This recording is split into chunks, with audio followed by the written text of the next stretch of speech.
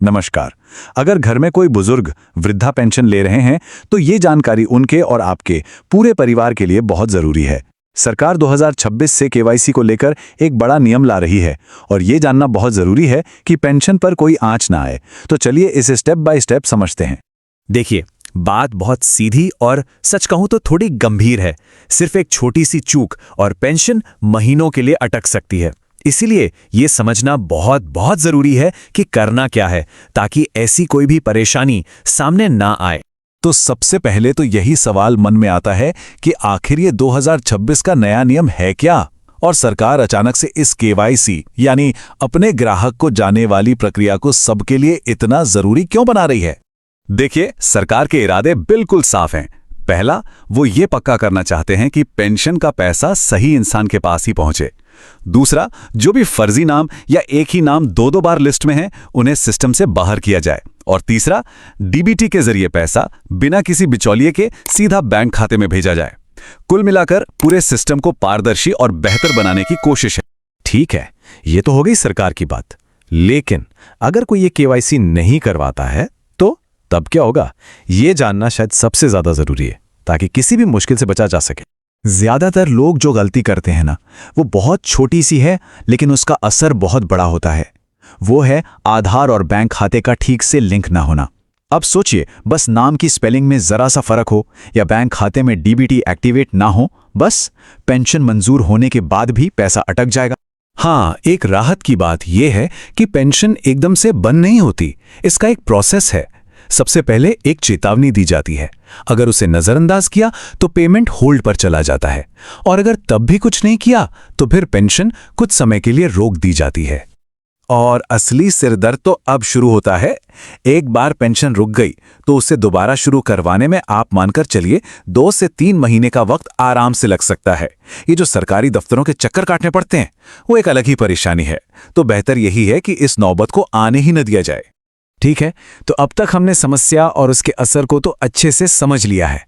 तो अब बात करते हैं समाधान की। और अच्छी खबर यह है कि इसका समाधान बहुत मुश्किल नहीं है, बल्कि काफी सीधा साधा है। चलिए देखते हैं कैसे। तो ये केवाईसी आखिर करवाने किसको किसको है, चलिए ये भी साफ कर लेते हैं। पहला, वो सभी बुजुर्ग जिन्हें फिलहाल पेंशन मिल रही है। दूसरा, जिनकी पेंशन किसी वजह से हाल फिलहाल में रुकी हो। और हां, अगर बैंक अकाउंट बदला है या आधार कार्ड में कोई भी अपडेट कराया है तो भी यह करवाना बेहद जरूरी है। अब केवाईसी करवाने जाने से पहले एक छोटा सा होमवर्क कर लेना है। ये 4 चीजें तैयार रखनी है: आधार कार्ड, बैंक की पासबुक, पेंशन आईडी और वो मोबाइल नंबर जो रजिस्टर्ड है। और एक बात गांठ बांध लीजिए, सारे कागजात में नाम और पता बिल्कुल एक जैसा होना चाहिए, जरा भी फर्क नहीं। अब इसे करवाने के 2 आसान तरीके हैं। पहला है डिजिटल तरीका, किसी भी नजदीकी सीएससी या प्रज्ञा केंद्र चले जाइए।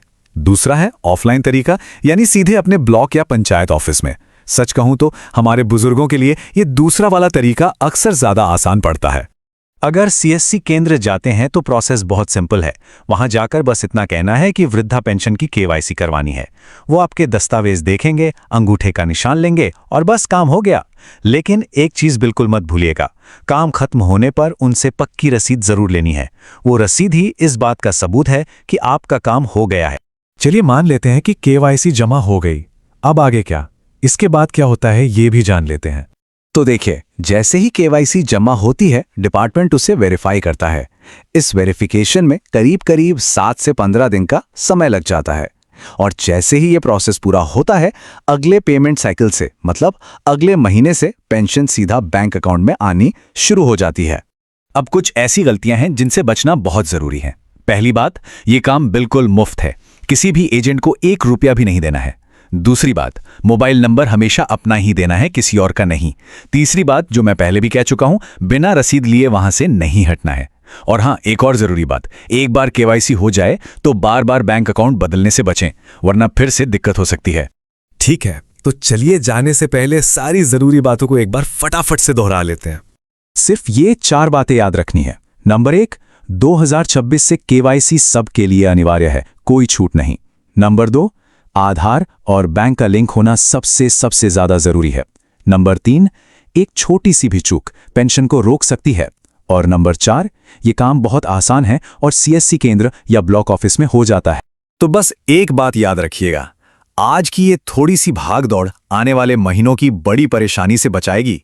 कल पछताने से तो अच्छा है कि ये काम आज ही पूरा कर लिया जाए। तो जब सारी प्रक्रिया सामने है तो घर के बुजुर्गों की पेंशन सुरक्षित करने में देरी क्यों करनी?